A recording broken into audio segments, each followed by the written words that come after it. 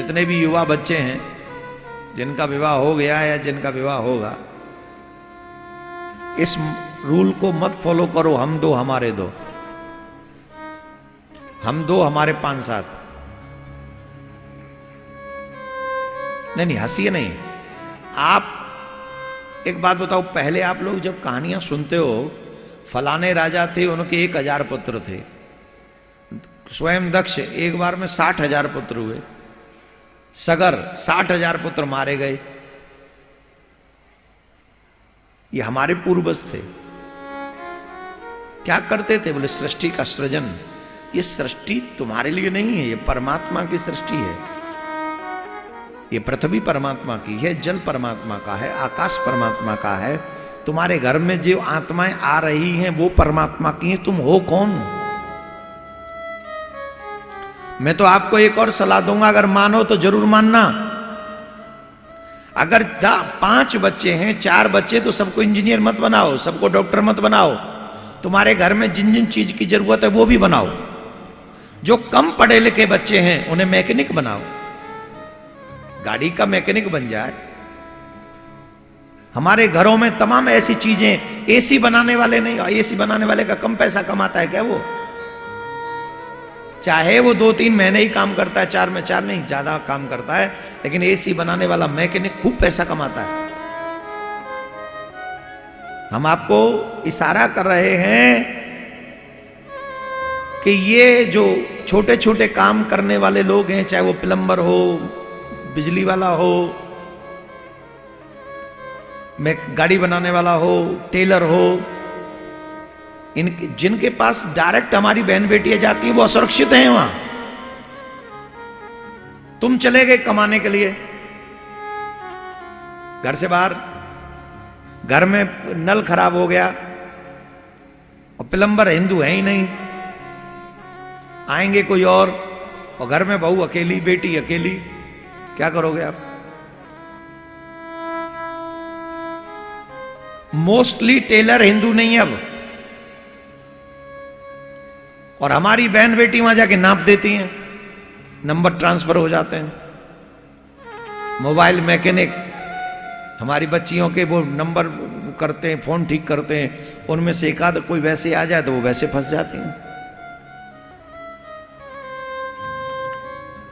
बहन बेटियों से भी हमारा निवेदन है, माताओं से निवेदन है, हाथ जोड़ के प्रार्थना है, कोई भी वस्त्र सिलवाना हो तो पहले पूछ लो तुम कौन हो।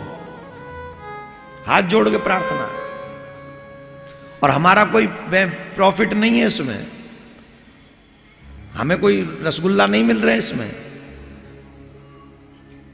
लेकिन हम जो बोलने जा रहे हैं उसके पीछे आपके नाप लेने के लिए आपका अंग स्पर्श करना पड़ेगा कि नहीं, बोलो। और वो भी विधर्मी स्पर्श कर रहे हैं। रूल तो ये होना चाहिए कि नाप लेने वाले टेलर की दुकान में एक लेडीज होनी चाहिए और नाप लेने का काम वो उसको करना चाहिए। लेकिन ये काम आसान हो, आखिर के माताएं बहन भी काफी काम करती हैं और टेलरिंग का काम माताएं बहन करती हैं, तो ज्यादा ज्यादा काम उनको दिया करो।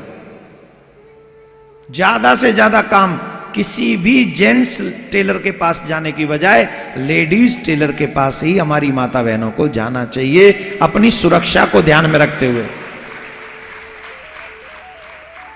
ये हम सब निवेदन कर सकते हैं, मानो न मानो तुम्हारी मर्जी है, हम कोई फोर्स नहीं कर रहे हैं। नल ठीक करने वाला हिंदू होना चाहिए जो आपके घर में आता है, बिजली ठीक करने वाला हिंदू होना चाहिए जो आपके घर में आता है, और कौन कौन आते हैं, एसी ठीक करने वाला हिंदू होना चाहिए जो आपके घर में आता है। जब आप घर में नहीं होते, आपकी बहन बेटियां घर में होती हैं, तो हमेशा हिंदू ही घर में आए और हिंदू से भी डिस्टेंस से बात करें। माताएं बहन अपना नंबर शेयर न करें ऐसे जल्लादों को, ऐसा हमारा निवेदन है आप सभी से। और जितने भी पुरुष इस बात को सुन रहे हैं, तुम्हें कसम है पुरुषत्व की, अपनी घर की बहन बेटियों को सुरक्षित करने के लिए ये पहल करो। Necessity is the mother of invention. आप कहोगे हमें मिलते नहीं, जब आप ढूंढने जाओगे तो मिलेगा। मेहनत करो ना, जैसे पैसे कमाने के लिए मेहनत करते हो, वैसे घर की देवियों का सम्मान बचाने के लिए मेहनत करो। भारत देश के हर एक पुरुष को यह पूछ लेना चाहिए कि हमारी देवियां जहां कपड़े सिलवाती हैं वो कौन है, पता करो। और अगर वो विधर्मी है, टोपी पे जाली फट रही है, तुरंत रोक दो। नहीं जाना,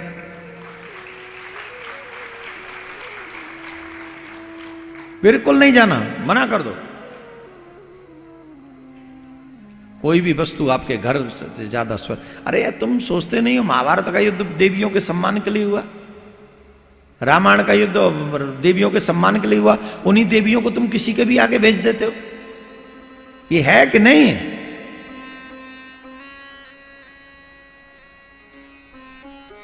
और देवियों से भी निवेदन है, हर किसी को धर्म का भैया मत बनाया करो। जितनी भी टोपी हैं जो जाली फटी हुई है, ध्यान रखना, सबका स्वभाव सेम टू सेम मिलेगा, क्योंकि एजुकेशन सेम है, कोई चेंजेज नहीं है, कोई भी चेंजेज नहीं मिलेगा, सेम टू सेम वही रहेगा। चाहे वो अहमदाबाद का हो, चाहे मुंबई का हो, चाहे लखनऊ का हो, चाहे वो कन्नड़ वन्नड़ सन्नड़ का हो, कहीं का क्यों ना हो, सबकी जाली में, टोपी में जाली फटी हुई सेम गुण वाली होगी। सबसे ज्यादा जरूरत है देवियों के सम्मान की, और हम सबकी देवियों का सम्मान करते हैं। फिर कोई हमारी बहन बेटी को टारगेट क्यों करेगा? भाई कौन हो तुम?